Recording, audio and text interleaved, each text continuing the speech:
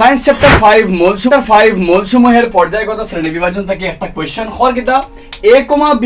c, d এবং e মানে পাঁচটা ডিফারেন্ট মূল আর যারা পারমাণবিক সংখ্যা দেওয়া আছে 2 3 7 10 30 যথাক্রমে ওইলে এই মধ্যে কোনগুলো একই পর্যায়ে ওনার মধ্যে কোনটা এই পাঁচটা মূলের মধ্যে কোনটা একই পর্যায়ে অবস্থিত আমরা কিতা করতাম বার করতাম আবি কোন মূলগুলো একই পর্যায়ে অবস্থিত তা বার করতে গেলে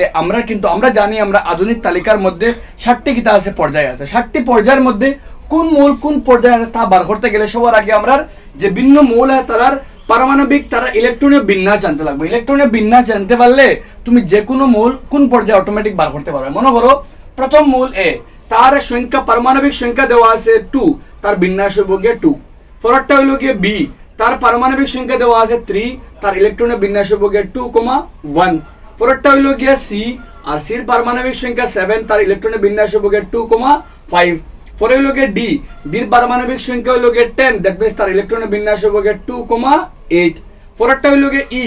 যার বিন্যাস হইব গিয়ে তার মানে পারমাণবিক সংখ্যা 30 যার বিন্যাস হইব গিয়ে 2,8,18,2 18 6 18 8 26 2 28 2 30 দ্যাট মিন্স ইনোর মধ্যে কোনটা একই পর্যায়ে আবি একই পর্যায়ে ও মূল অবস্থিত হয় যার কক্ষের সংখ্যা সমান ইনো কক্ষ কয়টা আমরা দুইটা